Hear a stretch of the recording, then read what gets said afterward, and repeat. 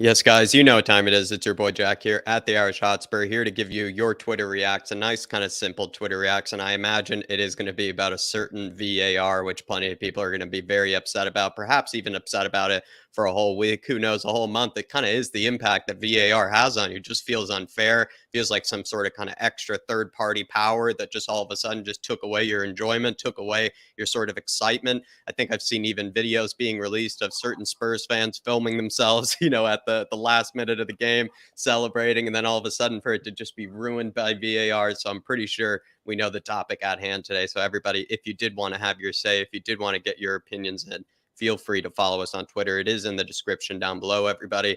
You can follow Dave as well as myself, but especially follow Dave if you do want to have your say in the Twitter sphere. I apologize on my behalf. A bit of a yellow card for Jack yet again here. Probably going to need a suspension. I forgot to Yeah, do the. I don't even think of VAR, Dave. Bit of a clear and obvious, you could say, for this one. Community section, I failed to put up a question. So everybody feel free to blame me on that one, everybody. But like I said, a bit of a yellow card for Jack. Let's just greet a few people in the Harris Army, see what they have to say, and then we'll just get straight into it. We got Dermot in the house. Big up, lads. I am heartbroken today for them players who let us down again and again. It takes a 21-year-old to show them plonkers. Bill Nick, we were turning his Bill Nick should be turning in his grave. Absolutely Dermot. heartbroken. Yeah, Dave. That's why I've named today the 27th of October, 2022, Gil Messi Saint Gil Modric Day. And if you're not a believer, there's no carriages left on the back of my train for you to hop on. Everybody needs to get behind this guy. He showed more in 20 minutes than what Lucas did in the entirety that he was on the pitch. So for me, look, I actually think he needs to start against Bournemouth, Dermo. But look, VAR robbed, absolutely robbed last night. But also, like we were saying last night, Dermot, shouldn't have had to have leave it to go down to a VAR decision on 95 minutes. It was in our hands and we should have done the job at home as well. Yeah. Big up, Dermo. Good to see you in here, my man. Phil as well is in the house. Good to see you as always, Phil. Hopefully I can speak to you tomorrow for the fan show, my man, if you are around. He says, big up to you both. First half was woeful. Second half was a lot better. It should take us till the second half to get going, but it shouldn't take us until the second half to get going. We haven't had a full 90-minute Yeah. performance all season. Come on, you Spurs. Probably very reflective of maybe kind of the troubles that we've been seeing, Phil, is that first half they just simply just didn't show up at all. Second half, it's just an entirely different team. Felt like at one stage I even said, have Sporting even gone into our half? I mean, we were deep in their half, weren't letting them out of there. Just throwing in ball after ball into the box, pretty much just overwhelming them. Pretty much the goal was going to eventually go in there. It felt like we were going to equalize. But where was that, in the first half? And I think even Philip this morning said as well, Phil, like, why on earth can this team not replicate that performance in the second half, in the first half? Why does it take some sort of halftime rollicking from Conte in order to get them going? And it's a big questions to be asked, Phil. Big questions for sure, man. I actually put this one a little bit more on than a halftime rollicking by Conte. I was speaking to Joseph. If you're listening, big yourself up, my man. He was at the game last night in the South Stand. And I asked him a question. I was like, what was the reaction like when the halftime whistle went? Because obviously we have it on mute. We can't really hear it, but we could see the fans gesturing See and the going mad tension. and stuff like that. And he said, look, he genuinely thought the players were shook because they actually got the brunt of it rather than Antonio Conte. So he reckons that's why you've seen them come out the way they did in the second half, Mm. because they got the brunt of it, where they were probably expecting Antonio Conte to take the brunt of it, like what happened at Man United with Nuno. Dave, I think you're probably onto something there. Believe one of us even mentioned that in the watch along as well. That I think where the players might have been a bit shook was because of that. That it wasn't Conte that probably was going to be getting the blame for that performance, and it Mm, probably isn't Conte that is going to be getting the blame for the time being for some of these performances. Because I think a lot of fans are starting to wake up to maybe some of the usual suspects, and they are starting to wake up to just the sheer just yeah. nervousness of the players. It's not really all the time really formation issues or tactical issues. It really is just a goalkeeper just spilling easy catches or not being able to complete a simple pass. It's Eric Dyer who just seems to get flustered at any moment. It's kind of just simple things that it seems like maybe Spurs fans are, perhaps waking up to a little bit and realizing that there's only so much Conte can do sometimes. But pick yourself up, Phil. And like I said, hopefully we can speak to you sometime soon, my man. Want to hear your thoughts. Big up Shemtan, big up to the Flat Cap Army. Very disappointing last night. The first half was the worst performance I have ever seen. How many times have we said that this season? I'm not sure, but Shem, I probably have to agree with you. It was just completely woeful. The first half really was just uneventful, and the only team that really deserved anything from the first half was certainly Sporting, and so I'd have to agree with you. But I mean, Dave, do you kind of agree? One of the most dreadful first halves you've seen? I mean, Jack, I was pulling my hair out. Honestly, usually I was enraged as well. About 55, 60 minutes, but I was going absolutely psycho within the first 20, 25 minutes. It was absolutely shambolic, Jack. And to be honest with you, it looked that bad. It genuinely felt to me the players were at that point ready to throw Antonio Conte under the bus. We were saying that. Then got the reaction at halftime. We're like, hang on here a minute. They're not going to, the fans will not accept this time. And that's what it felt like to me. That's how bad it was in the first half. But look, we and this is what I keep saying to people. You're going to keep seeing up and down performances, whether it's good one game, bad one game, or good one half, bad the other half. Is literally because of the caliber of players. When you have players who can't pass a simple ball 5 yards with the right weight behind it. It's being underhit. It's being overhit. It's going left of the player, right of the player. How do you expect to play this modern way of football? How do you even expect to even try and get a grip or a foothold in the game? Jack, I actually remember saying this on, I think it was 10 minutes, I think it was actually Matt Shockerty, a.k.a. Matt Frauderty, that actually done this mistake. I remember saying on 10 minutes, we actually started off well the first 10 minutes, getting after it, trying to create a couple of chances and get a goal. And then Matt Doherty done something absolutely stupid. And I remember saying to you, we have to actually be wary here because this is how the Newcastle downfall started. What happens a few minutes later? Sporting went and got a goal. You could see it coming in that first half. It's just not good enough with some of these guys. Same guys, same problems, different managers. Same problems, different managers. Exactly right, Dave. Exactly right. Big up DJ Samuels. VAR owned me a new coffee table. Probably owe you a few more things, I would say, DJ. I would say they probably should have paid your tab as well at the pub on top of that, too. I feel like VAR owes us plenty. Wolves is in the house. Big up Wolves FI. Wolves Finland saying, Dave, Jack, Spurs, chat, all good vibes. When back pass hasn't been offside. When has the back pass been offside? 130 years.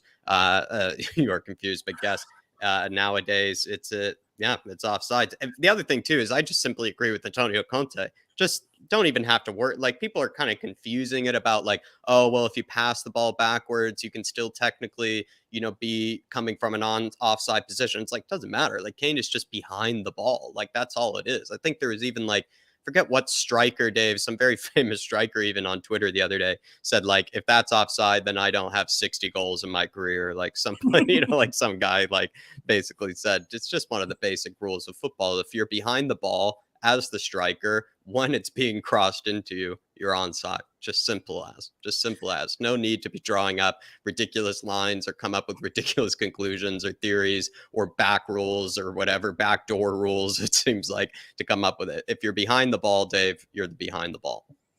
Yeah, look, it's a sad state of affairs when players, managers, and officials don't even know what the rules is. Like that smug twat right at the very end. I know people are going to say, oh, well, it's the VAR. But, like, the fact that he's standing there, to be honest with the players and go, I literally don't know how they came to that conclusion, but he's just standing there with a big smug smirk on the twatty face. Gooner smirk, if even. It really wound me up, Jack. It was that bad, that VAR decision. I woke up this morning and I said to the missus, am I daydreaming? She goes, no, Dave, it's Thursday and that VAR decision did happen last night. I said, okay, I'll go and get me some sleeping tablets, put me back to sleep because I want to wake up in a world where the football rules are actually clear for once. And it's gotten to a sad state of affairs. But, Jack, the reason why they failed to show replays yesterday is because the Champions League actually, that's there. Whoever's over the Champions League broadcasting, they choose not to show the replays. And that's why none of the broadcasters showed replays after that. None of them. Because the Champions League broadcasters didn't allow for that to be put up, the actual replays of the thing. And then when you look at the decision, then you say, okay, well, they put names out there who's in these boxes, but you never actually see them. Where is that decision coming from? Then you see a new image being put out today. It's like, okay, well, what if you had them images properly? Why wasn't it put out yesterday straight after the game? Why are we waiting until 24 hours after? And I told you it's going to happen. What I also don't understand either, Dave, is I've seen in other games they have that new sort of 3D virtual thing where like they turn them into basically like little characters, and they put this like wall, and then like the nose is like beyond the wall and that's upside. There wasn't even that game, Dave. Somehow in that game we didn't even get that sort of, image. It was just them drawing up the lines like we've seen in other games. And when you see Gooners just drawing up the lines, we all know where they're going to draw it. I don't know, Wolves. And seriously, even the referee had a Gooner smirk on his face. Big up Mick Kermallock. Good to see you in the chat as well, Mick. Absolute legend. What's up, Mickey? The Tipa even saying the ref to look like he was the top man. So proud of what he just did. He had the hair for it and everything, Tipa. He had the hair for it and everything. You see, he knew he was up to something. Refused to shake his hand, Jack. Højbjerg literally refused to shake his hand. He says, I'm not shaking your hand after that decision. That's incredible. And did you see Stellini actually coming in at the end of the game as well? That's not a red card, and Højbjerg had to keep him away. He was going to kill him. He was going to give him a rock bottom. Oh, I mean, Stellini, Dave, is probably scarier than Conte. I mean, that's saying something as well. John Stokes is in the house. Hill reminds me of Hilzine or Hilzeno. Alan Gilzine, I think it is. Is that the Alan right Hilzine, I like it. And he's calling him Hilzeno, Dave. Gilzeno. Look, John, I just feel good when I'm on these hype trains early, I feel like I'm sitting there with the flat cap captain in the train, my man. John, let's just keep it a little secret for a little while longer before everyone starts getting on it. Let's have our fun with it, John. It's the prophecy of Hill Messi for a reason, Johnny.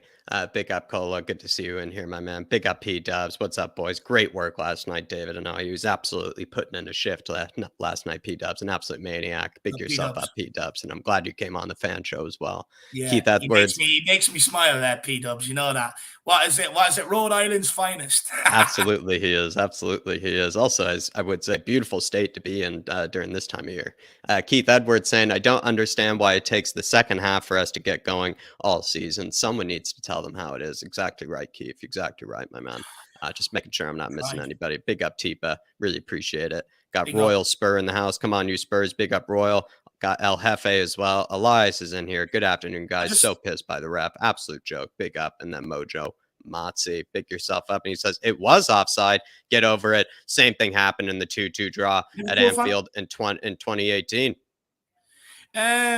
No, not offside. Any day where that's offside, I'll be honest, I don't want to live, because it's absolutely shocking. It's scandalous. It's a joke. All the images that come out, none of them are actually in line with the ball. They're all either to the left of the ball, to the right of the ball, from an angle up here, from an angle down there. I mean, honestly, it's absolutely ridiculous. No, I'm sorry. It's just not offside. It really just isn't. Can't subscribe to it. Just can't. And then Dermot here with the super chat. Being a Spurs fan for 41 years, the players like Perryman, Jimmy Greaves, Bill Nick, many Spurs legends from the past, please welcome to the new Glenn Hoddle. Probably they're just glad they didn't have to play during those years, or during these years, Dermot, where, Glenn Hoddle, maybe some of his glorious passes and behind to players would have been ruled off because of some sort of a line drawn up. You would have seen the likes of Jimmy Greaves probably have a few goals taken away for just, simple maybe fouls or whatever it might have been, or even just one step or toe offsides. Steve Perryman probably gets, 2 red cards just because he looked at a player the wrong way. It's just, they're probably glad they don't have to play in this modern era, Dermot, if you ask me. Look, Dermot, what I will say is, what would Steve Perryman and Graham Roberts do playing alongside Matt Doherty, Dyer and Davies? Would these players get away with it playing beside the likes of Steve Perryman and Graham Roberts, playing in the same team as them? I don't think they would. For sure they wouldn't. And look, it's Gil Huddle. Dermot, you're after giving me another name to add on to the Gil Messi. Honestly, by the end of the day, I should have a full A4 page full of names for Gil Modric, Gil Messi, Gil Huddle. You know, it's just St. Gil Day today, Dermotron. Enjoy it, my man. St. Gildrich Day. Pick up pick up Dermot. Got Tin Man in the house. Afternoon, guys. I was at the game last night, but one thing I'm going to say is that I have zero faith in us getting anything with that defense. Some same guys will let us down. As for the VAR, totally cheated. I mean, Tin Man, I mean, probably Dave might just frame this, might as well just not even do the show, because Dave is exactly how I think we both feel here, Tin Man. Beautifully put. And it's also great to see that you're seeing kind of the same things here from the stadium as well. I mean, absolutely spot on, Tin Man. Let me ask you this as well, Tim, man. Do you have any faith that we can go away to Marseille and get a result, considering we haven't won an away game in Europe in over 2 years and we've played the most mediocre sides in Europe you can get? Plus, when you've some of these players that will play, that have made excuses 2 years later after Mandra's gone, saying, I just didn't get it, even though he had faith in me. You have players blaming atmospheres on away day against Vitesse, blaming the pitch. I mean, and our away form in England is shocking. So do you have any faith even that we're going to get the job done away from Marseille? I don't. I sit here and live in hope, but I don't have any faith. Of course, Tin Man, look, do you know what? At least me with a TV in front of me, I have something I can punch. Even though it's my own TV, I have something I can punch. You just have to bear witness that shit in front of you without nothing to protect you from it when you're at the stadium. I actually feel sorry for you, because sometimes if I was there, you see me on watch-alongs, I get that animated. I fear I would actually just go along the pitch and clothesline one of them. It just brings me to that boiling point. It's just simple basics. It's the simple execution of the basics that they just fail to do, and also comprehend the simple basics of their job, which they also fail to do. Tim, man, you're at the game. You probably, I don't know whether you agree with this or not, but you know, they affect our attacking play and they also affect our defensive play, in my opinion. Let me know what you think. But Tim, man, big yourself up, my man. And good to see you in here. Yeah, cheats. Absolute cheats, my man. Like I said yesterday, it's the only group where all 4 teams can get out. That was designed on purpose. Yeah. Adrian Chia in the chat. Big up, lads. Couldn't go to work today after and had to take the morning off after that. I mean, Adrian, I mean, what was that, 4 a.m. you were watching that, you know, calamity of a first half? I mean, it probably drove you to sleep. And then the second half woke you up. It's just torture, my man. And then to have VAR just probably keep you up all night. I mean, no reason to go into work. If anything, actually, probably deserve probably, I don't know, a thank you note or something from the boss, because you probably would have just been in a foul mood, making everybody else kind of, you know, upset, making everybody else not feel their best. I just feel like you probably would have been a danger to the workplace. That's what I would say, Adrian, because I think everybody just was absolutely livid. So if anything, I feel you, Adrian. I think you'd made the right decision. Do you know how embarrassing it can be at times, Jack? Adrian will probably walk into work tomorrow and he'll get a get well soon Tottenham card. You know what I mean? That's how embarrassing things are. Adrian, you've probably done the right thing. You need a day to stew. And, you know, look, back to work tomorrow, my man. Back to the grindstone. Big up, Adrian. Really appreciate the support. Yeah. Definitely. Big up, Adrian Chia. Really appreciate you. And then also Wolves Finland with the super chat. Feel free to put in a comment, Wolves Finland, and we'll put it in there, my man. And we'll bring it up on the screen. But really do appreciate you. And hopefully Wolves start scoring. They need to get some goals in, my man. They need to start finding the back of the nets, as do we.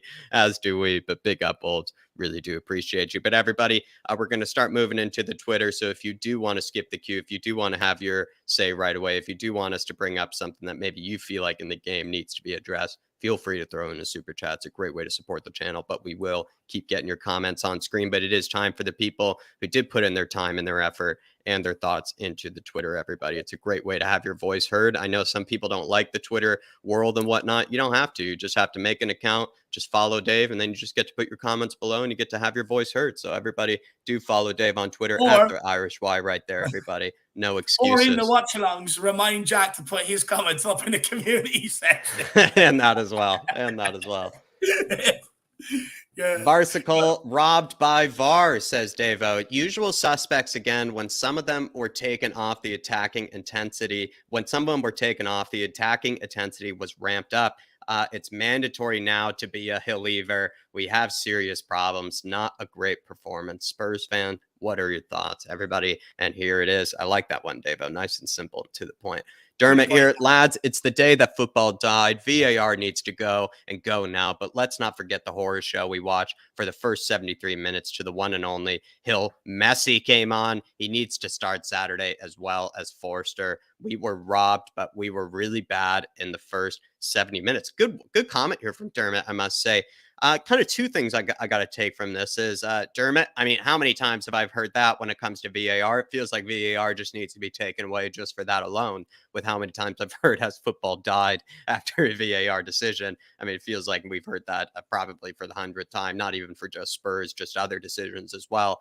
Especially when we even saw, I think, what was it, Gabby Jesus get awarded that penalty, and VAR didn't even decide to intervene whatsoever. And also, were we really only good until Hill came on, Dave, or were we showing maybe patches of getting into the game before Hill came on?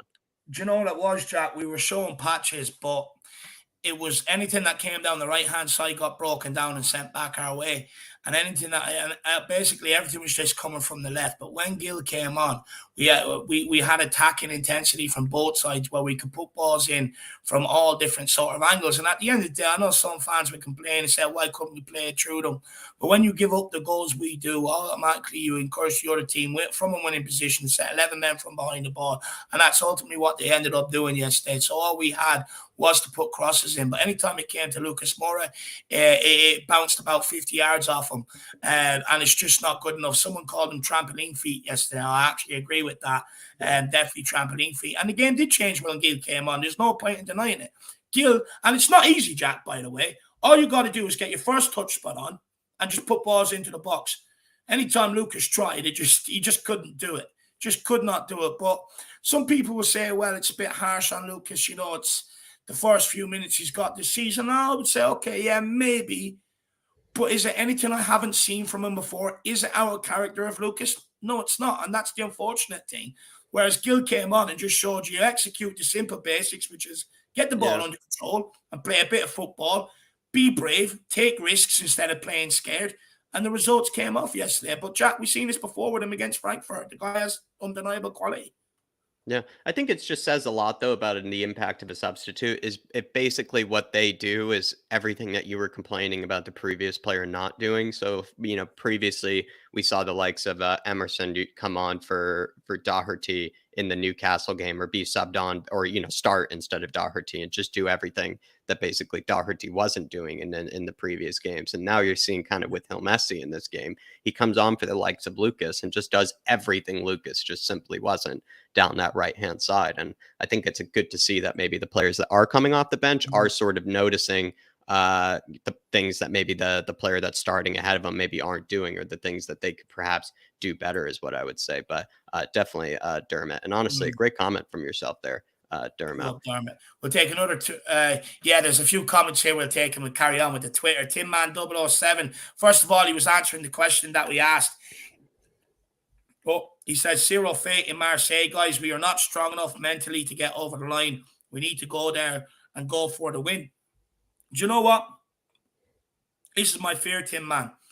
If we go there with the mindset to get a draw, we will lose.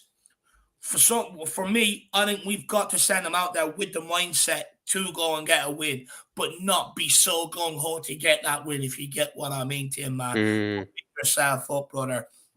David Clark says, I'm telling you, lads, to get real, VAR got the correct decision. All right, the rule may be shit, but they followed the rule and got it wrong. And then he also follows up with, I'm sick of these ex-pros, coaches, fans who scream for VAR, but when it goes against them, scream cheats. It's BS. First of all, my man, I've actually never wanted VAR, and I've stated it. They say the VAR is supposed to intervene in games for the clear and obvious, but yet that wasn't clear and obvious yesterday. Second of all, they said it was to eliminate human error, but yeah, it's still a human deciding his interpretation of the rules to be able to give the decision. And second of all, I know you're going to say, get off UEFA's back about VAR, this, that, and the other. But just remember, it's the same guys at the top of the game that has a World Cup in Qatar in the middle of winter and completely changing the football pyramid. It's the same guys that have all been done for corruption. And you're telling me they're not capable of and fixing that game with a VAR decision to make money, even though they're all done for corruption with money. I mean, give me a break, my man. I think there's more than enough evidence to be able to accuse them of that, if I'm being honest. Sue Smith says, thanks for a great watch along last night, Sue. Really appreciate that, my dear. Big yourself up and really appreciate the kind comment.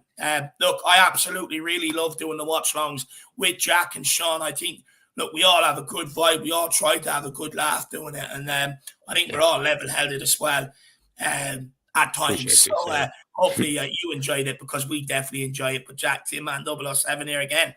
Yeah, Tin Man 007. Are we dismissing Bryan Gil? Certainly not in this camp. I'll tell you that, Tin Man. Very, very. We are the protectors, in fact, of the Gil Messi prophecy.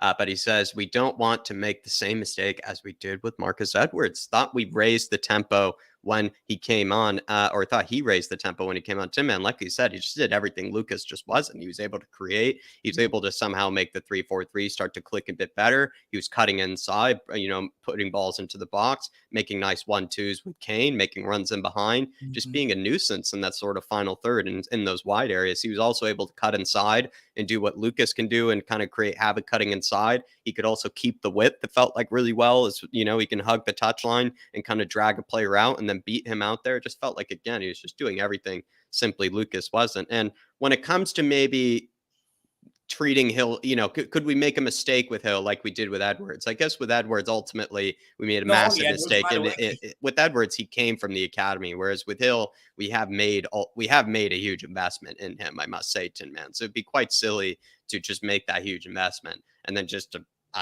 abandon it for just, I guess, the fact that Conte maybe not be the biggest fan of him. I think anytime that he's come onto the pitch, he's made an impact and he shows that he wants to try for the badge and he wants to actually try to impress. And I think you can only commend him for that. And that only shows to me as well that the kid at least has a good attitude. And I think we should keep a guy like that around the club. Even if he has to go on loan or anything, I'm okay with it, as long as we just don't write him off, as long as we don't dismiss him, like you said. And we've even seen players like Saliba for the Gooners, who were basically gone on loan, come back to basically be their best player and be the reason practically that they are kind of at the top of the league right now. And I'm just saying, I think give him Messi time, and the people that I think did dismiss him so quickly and did kind of write it off so quickly, I'm pretty sure with performances like that, especially if maybe Conte does give him a chance, might be looking a bit silly. Look, everybody's entitled to their own opinion. And look, if people want to write him off, that's fair enough. But look, this guy was wrote off in an environment where everyone was absolutely frustrated with everything the club was doing. And rightly so. Tensions were high. And look, he was a part of a culture where players were written off before they've even got here to kick a football. And prime example I use for that is the 2 Juve rejects we signed in January that ended up helping us get Champions League and have since been influential since they've got here. So, and look, being honest, want me to be brutally honest, he was also used to get at Don Paratici to question the guy, if I'm being brutally honest, he was used to whip Paratici with. And we've got to stop this at this football club. If you get signing for the future, okay, it may not be what we need for the here and now, but every club makes signings for the future. And you've got to look at it through that lens and say, okay, is there a player in there? Can this guy make it? Now, I get at the time we signed him, we really did need to sign for the here and now, but that wasn't Gil's fault. That's not Gil's fault. That's the club's fault. That's Enoch Levy's fault. That's not Bryan Gil's fault. So for me, I think we just need to take a step back off Gil and just give the guy a chance. Now, the reason why he made an impact yesterday is because he's clearly not happy being on the bench. He wants to play football. He's a guy, when you look at him, look at the touch he has. Look at the way he clips the ball in. Look at the movements. Look at the way he drops out to pick up the ball. The guy just wants to play football. It's all he wants to do. So he's not happy sitting on the bench. Whereas what you're seeing from Lucas Moura is a guy that's happy to be back up, a guy that's accepted to be back up, and a guy that's waiting for his contract to run down so he can move back to Brazil. He's always stated he wants to go back there and play there before he retires. And that's the difference between Lucas Moura's performance yesterday and Gil's performance yesterday, my man. And of course, it absolutely ramped up when Gil came on, because we can attack from both sides, and it wasn't just Perisic's side. Big up, Tim. I really appreciate the support, brother. Good to see you. And Phil as well, kind of like David Clark here, kind of thinking that we're just misinterpreting the rules here. And he's saying VAR was right, lads. Come on, so harsh, but it was Right. Do you So I know it's think the he's same saying guy? like the rule, maybe the rule is sort of messed up. Maybe the rule is all wrong, but they interpreted it and they used it the right way. Is I think how David Clark and sort of Phil are kind of coming at it. Look, I don't care. People can say it to me. Fine, you're entitled to your opinion. I'm not going to tell you otherwise. But for me, no, if that was given against me, I'd be going absolutely ballistic. Uh, and it's harsh, but it's not right either. If you look at the video after the players, when the players are going up to the referee couldn't even explain it to them. So if the referee doesn't know what the rule is, that says everything you need to know. Even if the referee doesn't know where it's come from, that says everything you need to know from me. And as well, look, I have my problems with VAR. I didn't want it in the first place. I really didn't want it in the first place. And I do think they got this wrong. And if there's pundits, ex-professionals, managers, and everything else coming out and saying it, well, then, I mean, it says everything you need to know. If they Yeah. all thought the rule was one rule, and then all of a sudden they go, no, hang on, guys, we implemented new rules. It's like, okay, when did you do that? Why weren't we notified about it? When did this take place? So for me, completely got it absolutely wrong. But all of a sudden, because it's Tottenham, there's a new rule. But guess what? The same guy that gave that decision last night is the same guy that gave the handball against Moussa Sissoko in the Champions League final when the ball hit him here first and then up onto his arm rather than his arm down to here. Same guy. Same guy. And we're about to show Come a tweet on. about it. We're about to show a tweet about it. But Phil, I want you to come on the fan show when you're able and when it's convenient for you, my man. And, let us know your thoughts on it. Really would like to hear the other side of it. Really would like to. But let's go back into the Twitter sphere, everybody. But really do appreciate your support. Really do appreciate your comments. We'll keep getting up on screen. And like you said, if you do want to skip the queue, feel free to put it in as a super chat. But just as you said, Dave, Patty Harnett saying, I will just leave this here. And there it is. There is his name. Danny Makalele, Paul Van Bokel. I think the two guys together, the same VAR. I think they were both in the VAR room together that day. I mean, obviously in this game, they were kind of, more of a tag team where, Makalele was on the pitch. And then the Paul Van Bokel, I think, was in the VAR room, I believe, for that one. The Ajax fans, Jack. A question are the Ajax fans. Are they still angry at what we done to Ajax in Amsterdam that night? I mean, that would actually explain a lot, Dave. Certainly would explain a lot. Going to have to look into it. Everybody going to have to. But there it is. Everybody, Patty Harnett explaining it. Oliver Freeman, better second half. I said in the chat, we may as well bring Hill on at halftime, and he proved to be very positive. VAR is ruining the game. That's all I want to say about that. Does Conte start Hill on Saturday? I would, and it's going to be brought up in the panel today. The prophecy of Hill message. Don't you worry, Ollie Freeman. But Dave, kind of your quick thought. Would you start Hill in the 3-4-3 this coming Saturday? Yep, of course I would, Jack. Of course, you know how much I like this guy. You know how much I've been frustrated with Lucas Moore down the years. For me, I just want a guy that can execute the basics and do it on a consistent basis rather than a guy when he gets the ball, you actually don't know what he's going to do. You hope he can beat the player. You hope he can find that right pass. But when Lucas is on the ball, you don't get that yet. He's going to make something happen. When Gil is on the ball, I sit down like, well, he's just definitely going to find a white shirt with a pass. And for me, I think Gil deserves it, Jack. I think he's sat there. He's been patient. He's took the opportunities off the bench. He done well in preseason. And for me, what's the point of persisting with the same old shit that hasn't got us anywhere? Go with this guy. He's the future. Bring him in. Comes to a point where same players keep proving a problem, get them out and bring in the future. And just quickly, my favourite sporting fan, he says, the Irish Hotspur, my favourite Spurs fan. I was very hurt with the revenge is best served cold comment. I'm still working through the emotional damage. Do you know what it was, man? Look, it is. You hurt me over in sporting. Well, not you. Dyer, Larice, Davies, and Doherty hurt me over in sporting. But it hurt. And I just wanted to win yesterday. But big up, my man. Big up. Absolute legend. Absolute legend. Tyler, at this point, I'm willing to try either Tanganga or Højbjerg for Dyer. I want to give Lucas a little leeway because he's still coming back to full fitness, but he probably isn't good enough anymore. Messi changed the game. Can't wait for future matches from him. Kulusevski is out. Hill to start. Loving that, Tyler. I think a lot of people feel the same way when it comes to Hill Messi because with maybe what he provides is more similar to something like a Kulusevski does, a bit more composure, that ability to perhaps link up with his teammates and not lose the ball as much as Lucas does.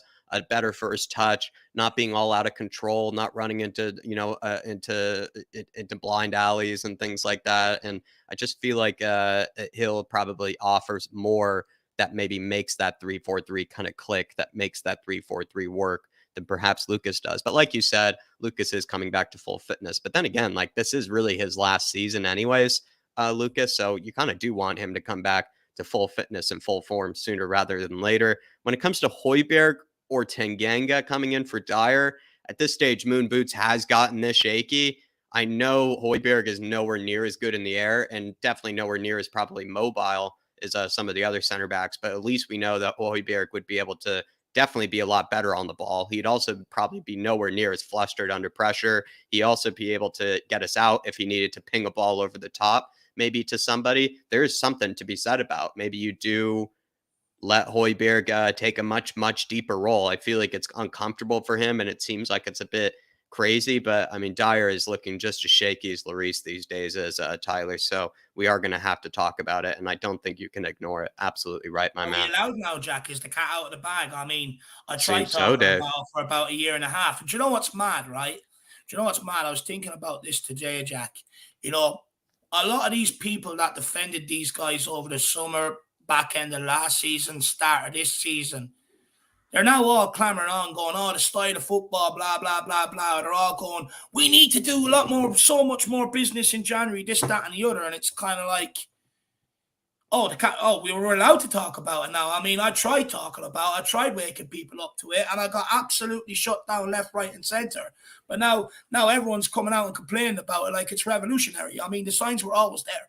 I agree there. Yeah, the signs were there. Steve Dye, singling out individuals amongst a pool of dross. Conte needs to take responsibility too. Stop hiding behind a lack of squad depth and picking same players. Second half showed we've got quality as well. I think, Steve, where I might challenge you there is Conte has, especially in the past month, made a lot of rotation, and he's also done a lot of different formations in this past month. I would probably agree with you that if you look at the first 6 or 7 games where kind of Sean said, yes, maybe Conte showed a bit of stubbornness, perhaps didn't really want to change things up. But since kind of these injuries, since kind of things have sort of come a bit more thick and fast, the games, he's been going with a lot of different shapes, a lot of different formations. He's also making more substitutions than he probably would. He's not the greatest at substitutions, don't get me wrong, but he has been making these calls and he has been bringing on players. He hasn't been completely as ignorant or as stubborn as I think some people make him out to be. But that's just my thoughts, Steve. But I do appreciate, coming at it from a different angle and coming at it from a different side. And I do think eventually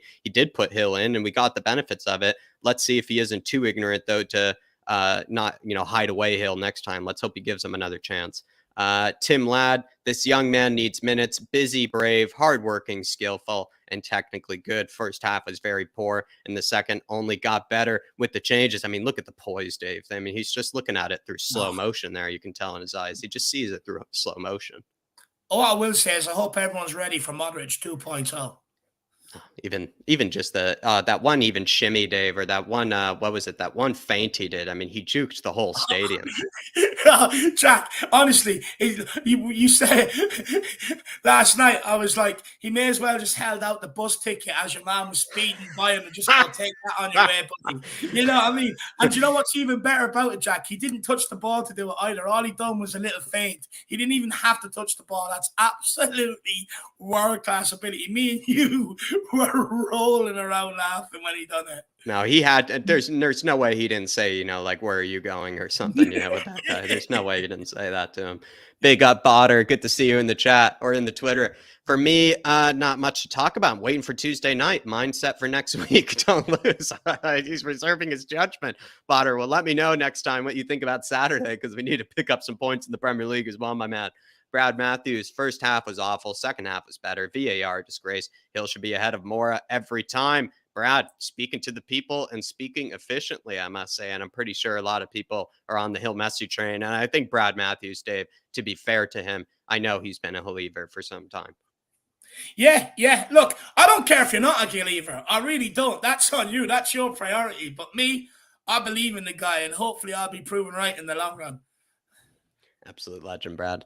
Hasib Malik can't bemoan the lack of intensity in the defensive press. It's clear they are coached to shut down only to a certain point. It comes to across as a lack of effort, which doesn't wash well with the fans. We need to accept the boss's system, but we also need better players and more quality. Dave, you responded to this one. Did you like this comment? Um, do you know what it was? I don't. The Twitter reacts ones I usually leave for us to come in today and do them, and everything else I usually respond to. But it's just the whole keep blaming Conte, blaming the system, etc., etc., etc. It's like I just don't agree with it. Like the lack of defensive intensity. I mean, that was there under Jose. It was there under Pochettino after the Champions League final. It was there under Nuno, and now it's there under Conte. And it's just kind of like, well, all four managers can't be wrong. If you're seeing the same results and the same thing with the same guys causing the problems, all four managers can't be wrong. By the way, you're talking about a manager that left Tottenham to go to PSG. You're talking about a manager that people said was done and dusted, but yet he left Tottenham and went on to win a trophy, European trophy at Roma, when Spurs fans said he was done. And you see all the same coming out about Conte now. And I just kind of replying to people now, and I'm like, okay, let's have a little bet. I guarantee you Conte will win a trophy before Dyer, Sanchez, Davies, Doherty. And I'm giving people 4 or 5 attempts at this with the names I'm mentioning, and I'm going with one. So take the bet with me. Take that bet with me. If you believe these guys are good enough to deliver trophies, take that bet. That's a good way to put it there. Almost Sebas Wolf kind of style, the way you put that there. Big up, Dave. Brian C. Lads, it was tough to take the VAR decision in the stadium. It really ruins the fan experience for goals. Massive injustice, but very poor first half. Could have been 2 down as well. The gap in levels between Dyer, Davies, and Doherty and the rest was so evident from the stands, though. I think I said that in the watch along as well, Brian, at one stage, where it sort of gave you the Newcastle vibes again, where it's like, is it really a poor team performance when you just see kind of just the drop off in levels in certain players, just in terms of quality, technical ability, but also just effort levels and also as well confidence? It just feels like Dyer, Davies, and Doherty, they lose confidence like, or Dave, I don't know how you put it the right way, or even if you need a metaphor, but basically they lose confidence much quicker than I think the rest of the players in certain ways. Like once they make a mistake, they really do capitulate. It feels like those three. And if even Sean noticed that Doherty kind of looked the most rattled out of all of them in certain stages, he just didn't really feel like he ever felt comfortable at any stage during the game. Davies and Dyer, we all know kind of. I think Davies ultimately what I was mad at him most for was just making those marauding runs forward and then just not actually being available and seemingly making runs forward, but sort of hiding at the same time. It felt like, and also just kind of getting us caught out where anytime you made those runs forward, we just ended up losing it. And then he was basically as high as Harry Kane, I thought, for no reason. But I don't know, Dave, like, do you feel like it is maybe just their confidence just drains so much quicker than the other players once they make a mistake? Is it just because they don't have the mentality that maybe other players do when they make a mistake that they just lose a lot of their facilities quicker? Let's take this outside of a football scenario, Jack, right? If you're in a swimming pool and you can't swim and you're in the deep end and you're drowning, your first reaction is to panic because you know you're out of your depth. Yeah. And you can't clamber back to any sort of natural thought because you or calmness because you know you there's problems there. You can't swim and you're so far out of your depth, it's unbelievable. And just apply it, same thing on the football pitch. The reason why their confidence is shot and it gets worse and worse and worse is because they know they're so far out of their depth. They can't get the ball under control and move it quick enough. They can't stay switched on and defend the way they need to defend and with the intensity we need them to do. They're so far out their depth, and that's why their confidence takes a shot. That's why it gets worse, worse, and worse.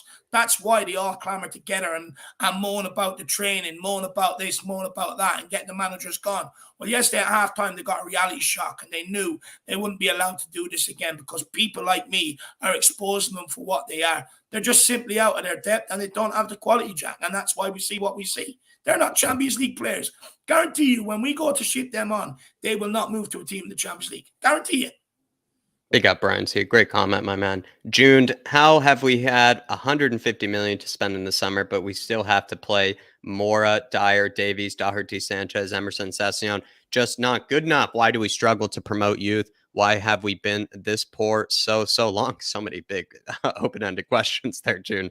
It started with Poch and continues with Conte. I do see what you mean with the 150 million. Believe me, there are plenty of areas that I can agree that you can feel rightfully sort of frustrated with that Spurs left out. Like I said, perhaps the lack of a real position or lack of a real player that can fill in for Kulusevski and do that role. It looks like Hill Messi can do it, but did we really know that all along? I think only some of us that really believed in the guy did, and it really Conte ultimately didn't really believe that he can do it, and that is an issue. And then when it comes to maybe Davies, I think if you ask me, Conte is actually getting that just wrong. He has Longley available to him. He has a very fit Longley that probably won't even be used in the World Cup. I would imagine he kind of is just trying to get back into form, try to become a good player again, like he used to be. I feel like Conte is getting that a bit wrong by playing Davies a lot. I feel like he should play Longley more. And so where I would challenge you, June, is that he does have Longley to pick, and so he's just simply picking Davies. I'm not sure why.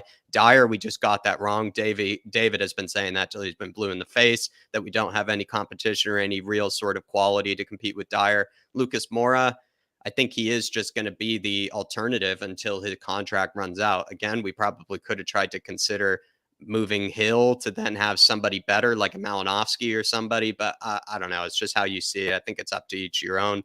Doherty, I mean, the right wing back position has just been a confusing one this season. Sanchez, I agree, should have been gotten rid of. But Sessegnon and Perisic, I mean, people weren't complaining about this before the season started. People actually thought this was going to be the left-hand side was going to be very productive, be very good going forward, was actually supposed to be the more creative side. So I think with the benefit of hindsight, you can now say that Sessegnon is probably somebody we should have moved on. But I mean, not many people were saying that in the beginning of the season. So I think that maybe is more with the benefit of hindsight. But that's kind of sort of how I see it there, June. And I do appreciate Even by the way, even people that have bemoaned about the transfer window and everything else, still back these guys. Still said, Sanchez is good season, yeah, good backup. Said the same about Dyer. Said the same about Davies, and now they're screaming from the rooftops saying yeah.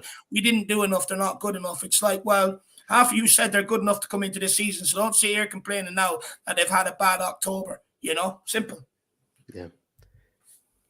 JTHFC, first half performance was again shocking, and Hill was class and did far more than Lucas. Needs to give Spence as well.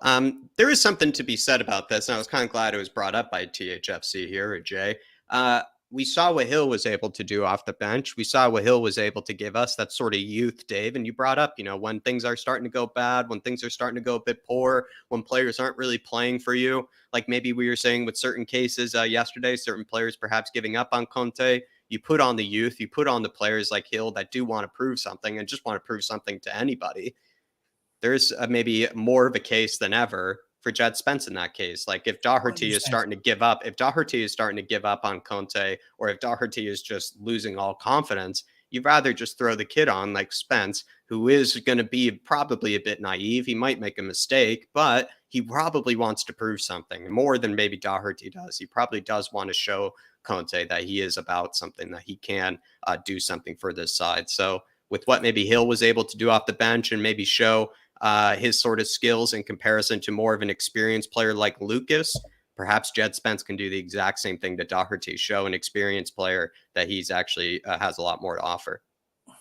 Look, I agree. I do think it's coming to a point where, look, if you're in Conte's shoes, right, and because football is such a results-orientated business, and because he's old school, you're naturally going to back the guy with the experience, right?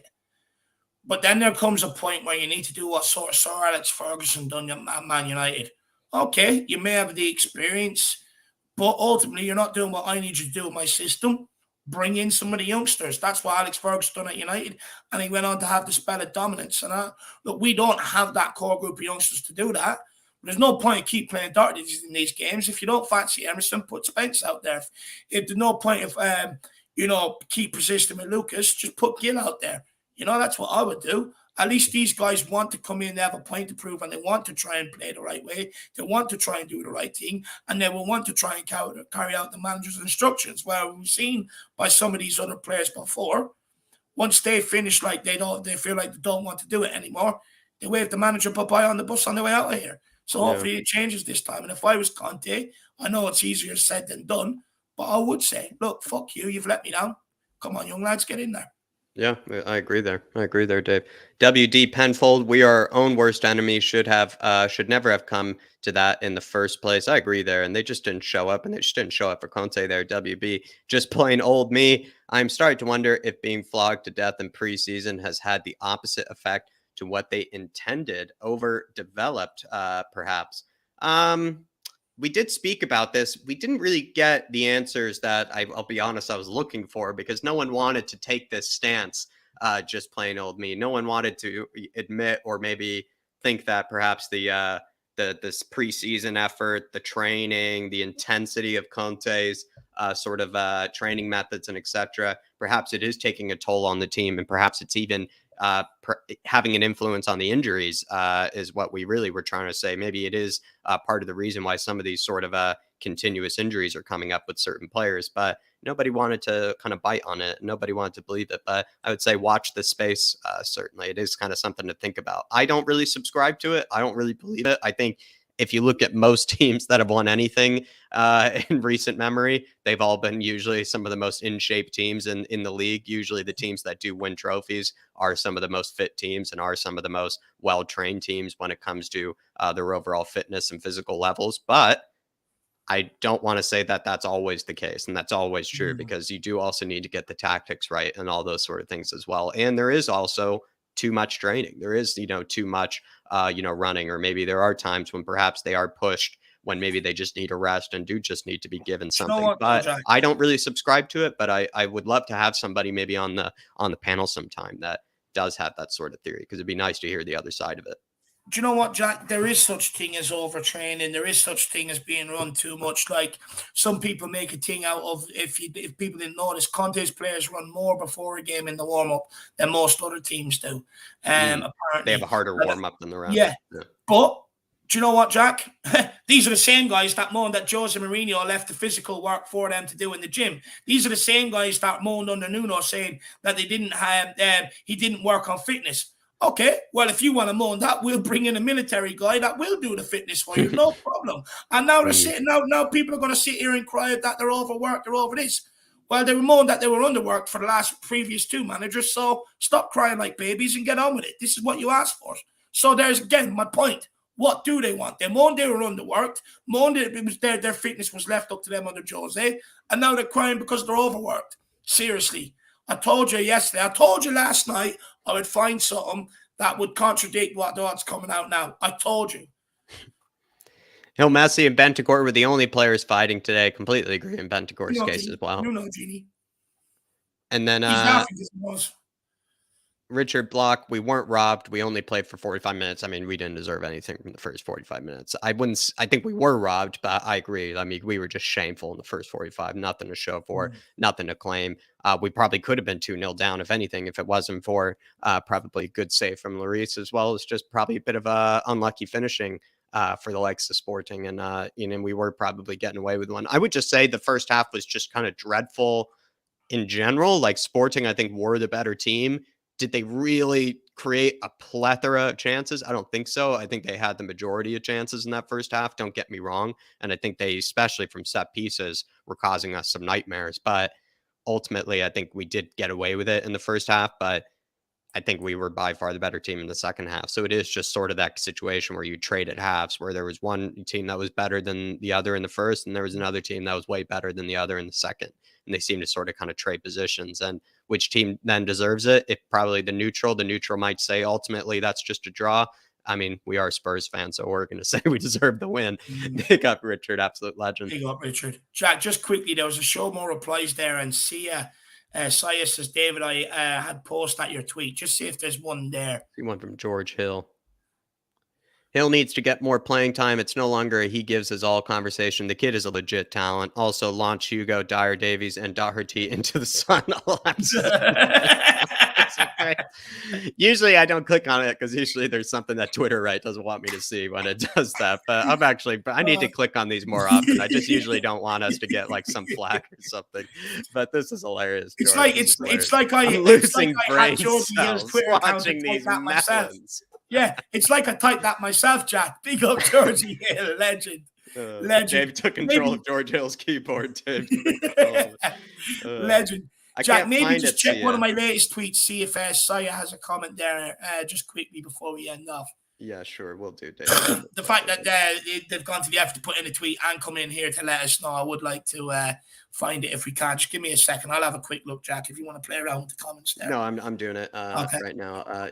I'd say it's probably under the Dyer Davies Sanchez one, I reckon. Okay, Or else it could be do. under my Howard Wolowitz post. But see it, don't worry, my man. We're going to find that now and we'll bring it up and have a quick comment. Jacko's on it. Is your name the same name as this on Twitter? Let me know. If not, just let us know what the name is in the comments and we'll get it up. Yeah, is it the same name? That's what I kind of need to look for, if it's the same name, basically. I'll just have a quick look here. Andrew, Adrian Chia is in with a super chat. Really appreciate Adrian Chia. Big yourself up, Jack. He says, what's the average age of our squad now? We used to have one of the youngest in the EPL that ran opponents off the park for full 90 minutes. Is this why we start slow lately, Jack? What would you say to Adrian here? Is this why we start slowly? Perhaps because of the age of our squad?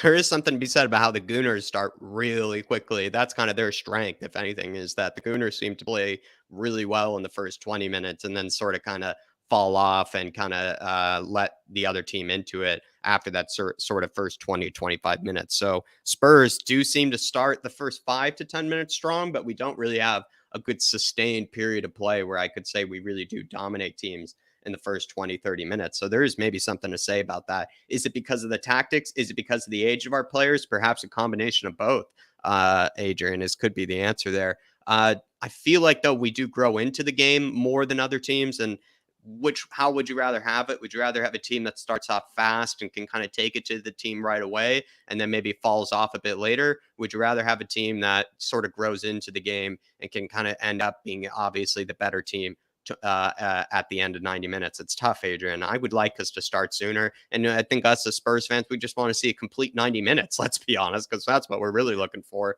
It's just a complete, controlled, and composed 90 minutes where Spurs can be able to just boss a team around the park. Because we've even had games like that, but then the forwards haven't shown up. We've had games like that, but then the defense makes an error and just, lapse of concentration. It's even come down to where we've actually played well and then individual mistakes come into things. And so, Adrian, what I would say is maybe the reason we're not starting off as quick, or maybe the reason, we're not getting these sort of complete performances is more just having to do with, I think, just the fact that not all the systems are, really clicking at the moment. But part of the age of the players and might have to do with it. I mean, Doherty is very old. Dyer is getting, into, I think he's turned in 30 soon. I think Davies is already maybe 30.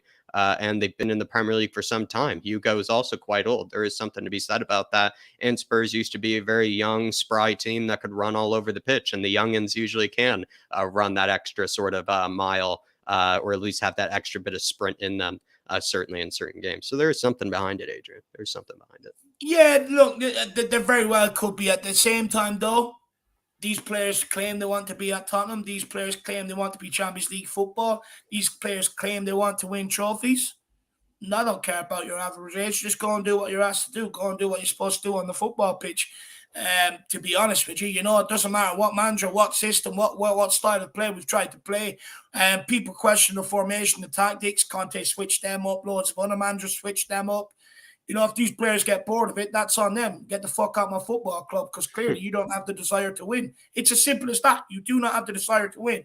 If you have the desire to win, you persist with the same teams that keeps getting your results, which they were on the Jose top of the league until they started crying and getting bored of it, which they were on the Nuno until they started crying and getting bored of it, and which they were doing well on the Conte until they started crying and getting bored of it. And then you see comments coming out about the training, little bits and things happening in and around the club, and you've got to question it. You've got to. And for me, I don't really care what age they are. They complain they weren't fit enough. Now they're too fit. Now they're moaning. I don't care. Do not care. What do you want then? What will make you happy that will deliver a trophy? Come out in the press and tell us. We're able to come out in the press and say we need to do better. We need to do this. We need to do that. Ellie, stop ringing me on live if you're watching. Stop ringing me on live. But yeah, look, at the end of the day, they're well able to come out in the papers and moan about this, that, and the other. So come out in the papers and tell us what will make you happy, that will deliver trophies, that'll get the best out of you, that will stop you from switching off and being bored then. You know, there's no problem taking the wages. So then if you're going to take the wages the club are paying you, then accept what the manager's doing when he's here. Simple as. Yeah, I think it's a great comment, Adrian. It's a good theory, my man. And I think we do have one of the older squads now, if I'm not mistaken. I think we do have one of the older average squad ages. And Kane and Son, our best players, are obviously now getting towards, I think, 29 and 32. So obviously the squad age is going to be a bit higher, and maybe we do need a bit more younger players in there. But sometimes you just want proven players. You just want players that can actually come in and plug in and do the jobs that Doherty, Dyer, Davies, etc. simply cannot. And whether that means they're 19 or 28, I don't think it matters, as long as they could just put in a better performance than those guys can. And it shows that a 21-year-old like Hill can do it, or a 20-year-old like Hill can do it. It means that pretty much anybody can really do it if they have the skills and if they have the ability and the confidence to do so. Big up, Adrian. Absolute legend. And we certainly need to be starting off halves better, because I know Adrian, he likes to say that in the beginning of games. He wants to see us kind of start halves better. I think Adrian doesn't, especially waking up at 4 a.m., Dave. I mean, he probably would like to see an opening 20 minutes, be a bit more lively. Be nice. Be nice. Sure, it would be nice. Now, I just want to maybe touch on what Adrian is saying here, or what I was saying about the players. I mean, when you've got a player that comes out, Matt Doherty, 2 years after Jose is gone, and says, a lot of people thought Jose was wrong for me, when in fact it wasn't. Jose gave me loads of opportunities. I just didn't get it. And you know what he followed up with? I don't know. So if he doesn't know why he's not getting it, when the manager's giving him all the belief and all the praise and all the minutes the guy wants, and he still doesn't understand why he's not getting it or why he can't perform, tells you absolutely everything that we need to know about some of these guys. And the same thing will happen. I would not be surprised to hear the same thing from Conte 2 years after Conte goes, I just didn't get it. If that's the guy's attitude, and then his follow-up answer is, I don't know, and he's had 2 years to think about it, clearly he does not give a shit, because he hasn't even had the time to sit there and think, what went wrong for me under Jose? So I've admitted he wasn't the problem. I've admitted he gave me minutes. I've admitted he had belief and put confidence and trust in me. And my answer 2 years later is still, I don't know why I got it. Just shows to me he doesn't give a flying shit. But we should know this. He's a Gooner fan anyway. He has not even take the time out to think, what do I need to do better to get it under the right under the next manager? And that's the problem at this football club. When you get answers 2 years later going, I don't know. Bad. If you don't know, how is anyone supposed to help you?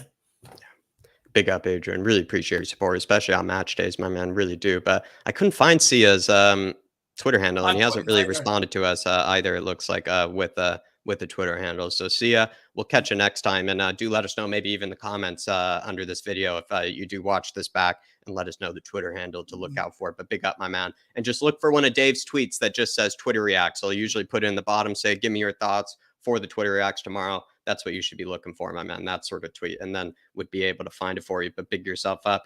I think we're going to have a debate show later. We're pretty much going to be talking about a lot of these sort of kind of similar topics, but we do have some good people lined up for today. Dave, a debut from the Joracle, I believe, is lined up. Sean might be joining us too, Dave. Do you mind reminding me who's on for the debate show today? I'm pretty sure we got some good ones. It's myself, Sean, yourself, Bryan Gil, and the Joracle as well. There you go, everybody. An absolute class panel, and get lined up for it, right? I believe it's 9 tonight, around the evening time, everybody. So please tune in. I would say no reason to be watching the Gooners, no reason to tune into that lower level competition. Feel free to chat with us and have your say, but we have some good people lined up today. I just want to bring some up before we leave as well, Jack. I see a lot of this in comments lately, and it seems like someone is spreading vicious and malicious rumors about me, considering I don't drink. But this happened in the We Are Tottenham TV chat yesterday, and it just seems like there's something going on behind the scenes where people are being told what to think about myself, even though I don't drink. I've seen this in the comments a number of times lately, and it just seems like there's been a It's not a call to arms to coincidence. maybe attack someone that has his own opinion on the football club and the ownership, in my brutal opinion. And it does seem a bit coincidental that I've seen it in the We Are Tottenham TV group chat from a couple of names and in here today. It does seem like someone's putting malicious rumors out there and telling people to come in and do this and spreading fake shit and fake lies. And this has to stop. It has to stop. I've got loads and loads of things where this has happened over the past again. So I'm just saying now, put an end to it. It's not true. I don't even drink. And if you know the reason why I would drink, you wouldn't even be, or why I don't drink, you wouldn't even be saying it now. Yeah, there you go, Andrew. And honestly, I mean, whoever sent you to tell it, we know who it is, but pick up Andrew. And I would say just ignore it and just feel free to tune in and actually just pay Do you know attention what? and It talk comes from a football. Just certain talk one football with us, movement, Andrew. though. Comes from one certain side. And I hate to say this, but it comes from one side who have a problem with the ownership. And that's the only side it comes from. Everybody, we have the debate show lined up later today with Joracle, plenty of others lined up. And please come on and join us and have your say. And that is the end of the Twitter Reacts. I think we really appreciate the support, really do appreciate everybody putting in their comments, everybody having their say, as well as everybody responding to the Twitter Reacts. I do promise to put in a post into the community section next time, so you don't have to go into the Twitter world or the Twitter sphere, especially these days where it's a bit spicier than usual. But that'll be all for today, everybody. We will be catching you later. For a show. We will be catching late for that debate show. But as on your way out, everybody do smash that like button, get your comments in down below. Follow us on Twitter if you do want to get your say in, or just look out for that community section post. But as always, everybody, come on, you Spurs. In Conte we Come trust. on, you Spurs. In Conte we trust. We will be seeing you.